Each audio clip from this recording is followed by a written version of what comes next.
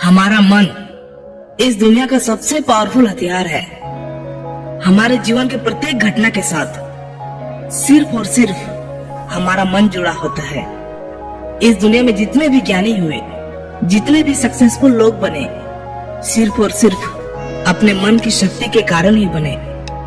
लेकिन हम में से बहुत से लोग क्यों इन शक्तियों को समझ नहीं पाते हैं? बुद्ध कहते हैं हम भी इंसान हैं, आप भी इंसान हैं।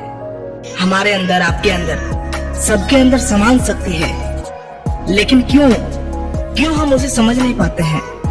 जो इन शक्तियों को समझ गया वह ज्ञानी बन गया। जो अपने मन की शक्तियों को संग्रह करना सीख लिया, उसके लिए उसका जीवन आसान हो जाता है। वह अपने जीवन में जो कुछ भी चाहता है उसे वह पा लेता है। गौतम बुद्ध कहते हैं कि सभी में बुद्ध बनने की योग्यता है, क्योंकि वह जानते हैं कि शक्ति वो हर इंसान में मौजूद है। लेकिन उस शक्ति का सही उपयोग हम नहीं कर पाते हैं। कुछ शक्तियों का उपयोग हम कर लेते हैं और कुछ शक्तियों को हम व्यर्थ में ही छोड़ देते हैं। आइए इसे एक छोटी सी कहानी से समझते हैं। इस कहानी को अंत तक जरूर समझना। अगर आपने इसे समझ लिया तो आप अपने जीवन में अपने मन के द्वारा, अपने मन की शक्तियों के द्वारा बहुत कुछ कर सकते हैं, बहुत कुछ पा सकते हैं। एक गुरु का शिष्य अपने गुरु की तरह बनना चाहता था। गुरु भी अपने उस शिष्य को अपने से महान बनना देखना चाहते थे, इसलिए उन्होंने हर तरह की शिक्षा उसे दी। लेकिन शिष्य को बहुत ही जल्द बहुत कुछ बनना था। शिष्य को हमेशा लगता था कि गुरु उसे सब कुछ नहीं बता रहे हैं, जिस कारण वो सफल नहीं हो पा रहा है। तब उसने सोचा क्यों न मैं गुरु का पीछा करूं। वो दिन भर क्या क्या करते हैं, क्यों न मैं उन्हें देखूं। तब से वे छुप छुप कर गुरुदेव को देखने लगे। सुबह उठने से लेकर शाम तक गुरु क्या क्या करते थे, कहाँ जाते थे, कैसे ध्यान करते थे, कैसे भोजन करते थे, क्या बोलते थे, किस तरह चलते थे, ये सभी चीजें उनका शिष्य उसे छुप छुप कर देखने लगा। और वह भी वही सब कुछ करने लगा जो उसके गुरु दिनचर्या में करते थे। एक दिन गुरु ने सुबह देखा कि उनका शिष्य उनके साथ साथ चल रहा है। वह भी उस नदी में नहाया जहाँ पर गुरुदेव नहा रहे थे। वह भी उस चट्टान पर पहुंचा जहाँ पर बैठकर गुरुदेव ध्यान करते थे। और गुरु के चट्टान पर बैठने से पहले ही वह उस चट्टान पर बैठ गया और ध्यान करने लगा। यह देखकर गुरुदेव मुस्कुराए और वहीं पास कहीं दूसरे चट्टान में जाकर बैठ गए और ध्यान करने लगे। शिष्य ने सोचा कि गुरुदेव कुछ कहेंगे, लेकिन किसी की आवाज ना आते देख उसने अपनी आंखें खोलकर देखा। फिर उसने सोचा कि शायद गुरुदेव महीने में किसी एक दिन उस दूसरे चट्टान पर बैठकर ध्यान करते हैं। शिष्य की ये हरकतों को देखकर गुरु को पता चल गया था कि उनका शिष्य उनके तरह बनने के लिए उनका नकल कर रहा है। तब एक दिन गुरु एक पेड़ के डाल पर बैठकर सो गए। शिष्य ने सोचा शायद रात में पेड़ के डाल पर सोने से कुछ प्रभाव पड़ता होगा, इसीलिए गुरुदेव वहां पर सोए हैं। और वह भी उसी पेड़ की दूसरी डाल पर जाकर सो गया। रात को कुछ गिरने की आवाज आई। आवाज सुनकर गुरुदेव की आंखें खुली तो उन्होंने देखा कि नीचे जमीन पर उनका शिष्य गिरा हुआ है और वह चिल्ला रहा है। उन्होंने शिष्य को उठाया और कहा कि जब भी तुम बिना सोचे समझे किसी दूसरे के राह पर चलते हो या उसकी नकल करने की कोशिश करते हो, तब तुम ऐसे ही गिरोगे जैसे आज गिरे हो। शिष्य ने कहा, गुरुदेव मैं तो सिर्फ आपकी तरह बनने की कोशिश कर रहा था। गुरु ने कहा कि तुम अगर बंदर की तरह नकल करने लगोगे तो हो सकता है कि बहुत प्रयासों के बाद हर काम करने लगो जो बंदर करते हैं। पर क्या इंसान होने के बावजूद बंदर होना उचित होगा? शिष्य ने कहा, नहीं गुरुदेव, इंसान बनना ही ज्यादा उचित है। लेकिन गुरुदेव मैं अपने मकसद में कैसे सफल बन सकता हूँ? मैं कैसे अपने आप को जान सकता हूँ, पहचान सकता हूँ? मैं तो बस यह देख रहा था कि आप क्या करते हैं, शायद उससे मुझे कोई रास्ता मिल जाए। गुरु ने कहा, जिस प्रकार शरीर को चलाने के लिए भोजन की आवश्यकता होती है, भोजन अगर शुद्ध है तो शरीर में शक्ति भी शुद्ध होती है। हमारा शरीर स्वस्थ रहता है, शक्तिशाली रहता है, बलवान रहता है। उस शरीर से जो भी कार्य करना चाहो तुम करवा सकते हो। लेकिन तुम खराब, सड़ा गला रखा हुआ बासी खाना खाओगे तो क्या होगा? शिष्य ने कहा, शरीर की शक्ति खत्म हो जाएगी, हमारा शरीर बीमार पड़ जाएगा। फिर गुरु ने कहा, इसी तरह हमारे पास मन की शक्ति होती है और इसमें इतनी शक्ति होती है कि कुछ भी पाया जा सकता है, कुछ भी बना जा सकता है, अपने आप को जाना जा सकता है, पहचाना जा सकता है, बुद्धत्व को प्राप्त किया जा सकता है। लेकिन मन की शक्तियों को नापा या तोला नहीं जा सकता है। शिष्य ने कहा, आप तो ज्ञानी हैं, ध्यानी हैं, इसलिए आपके पास मन की शक्तियां हैं जिनका उपयोग आप कर सकते हैं। लेकिन हम उपयोग करते हैं तो कुछ भी नहीं होता। गुरु ने कहा, शक्ति तो तुम्हारे पास भी है और उतनी ही है जितनी मेरे पास है या किसी और के पास है। तो गुरुदेव, फिर हम सभी लोग कामयाब क्यों नहीं होते? हमारे जैसे बहुत से लोग हमेशा असफल होते रहते हैं, ऐसा क्यों? गुरु ने कहा, क्योंकि मन की शक्तियों का हम सही तरीके से उपयोग नहीं कर पाते हैं, बल्कि मन की शक्तियां हमारा उपयोग कर लेती है। शिष्य ने कहा, क्या आप मेरे मन की शक्तियां दिखा सकते हैं? क्योंकि मैं इसे समझ नहीं पा रहा हूँ। गुरुदेव बोले, हाँ बिल्कुल, मैं बिल्कुल दिखा सकता हूँ, पर इसके लिए तुम्हें मेरा एक काम करना होगा। क्या तुम कर सकोगे? शिष्य ने कहा, हाँ अवश्य करूंगा।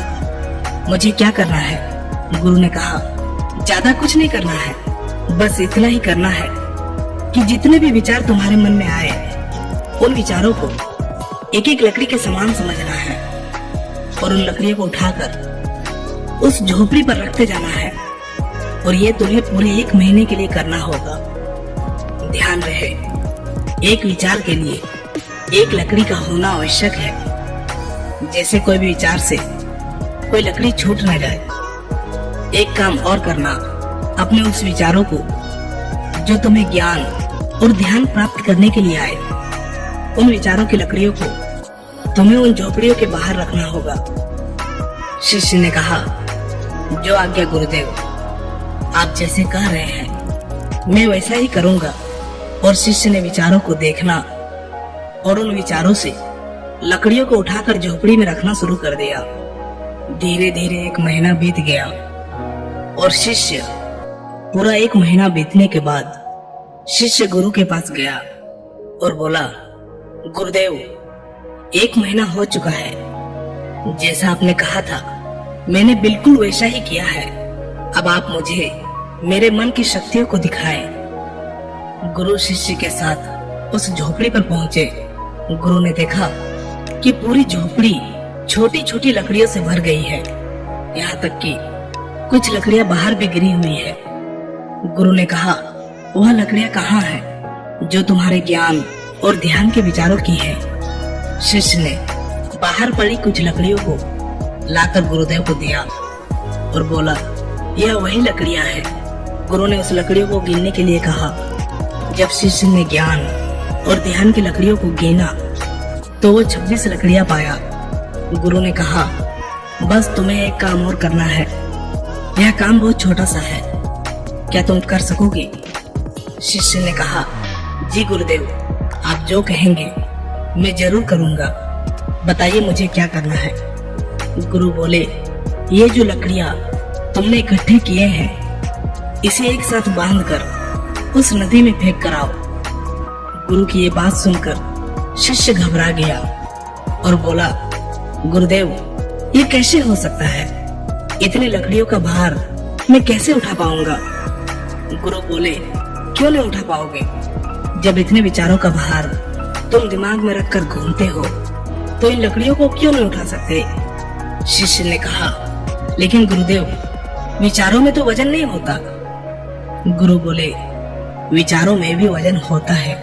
देखो, तुम्हारे बेकार के विचारों के नीचे तुम्हारे मकसद के विचार, ध्यान और ज्ञान के विचार कितने हैं। तुमने अपने मन की सारी शक्तियां इन बेकार के विचारों में लगा दी है, जो झोपड़ी में भरी पड़ी है, और केवल 26 लकड़ियों के साथ ही तुम ध्यान और ज्ञान को पाना चाहते हो। शिष्य ने कहा, आप ठीक कह रहे हैं गुरुदेव, पर मैं अब क्या करूं?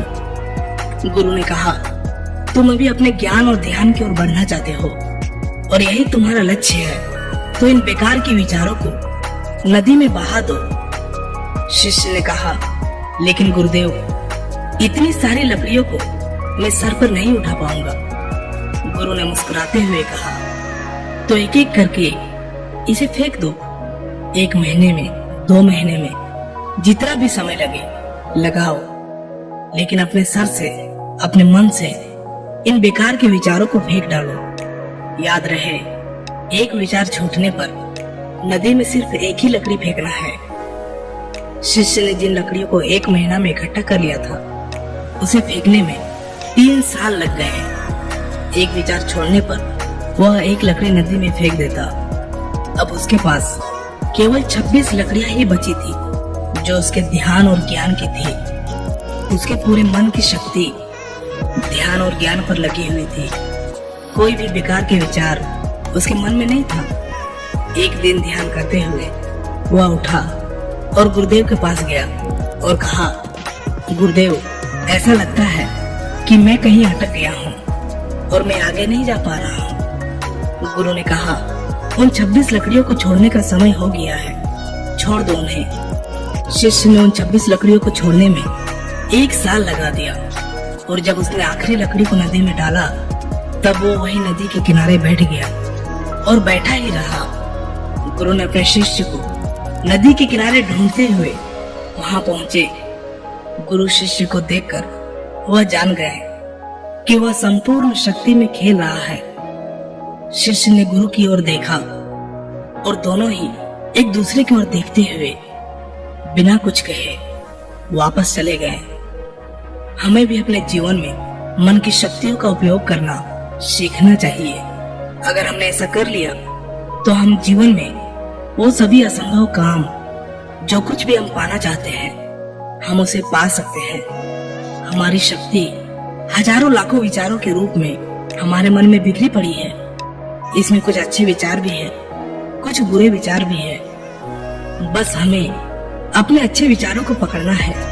अगर हम अच्छे विचारों को नहीं पकड़ेंगे तो बुरे विचार तुरंत ही हमारे पर असर डालने लगेगा और हम नकारात्मकता की ओर, नेगेटिव एनवायरनमेंट की ओर बढ़ते चले जाएंगे। इसीलिए भगवान बुद्ध बोलते हैं कि जब भी आपके मन में अच्छे विचार आए, उसे तुरंत पकड़े, उन विचारों पर तुरंत काम करना प्रारंभ कर दे।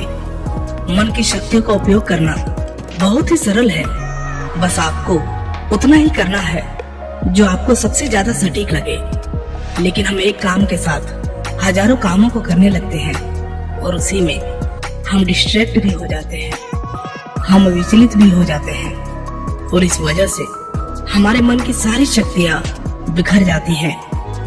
इसीलिए आप किस काम के लिए बने हैं उसे समझे। भगवान आपको जिस काम के लिए बनाया है, वैसे विचार आपके मन में बार बार आएंगे। बस जरूरत है आपको उसे पकड़ने की, आपको उसे समझने की, उसे सही दिशा निर्देश देने की।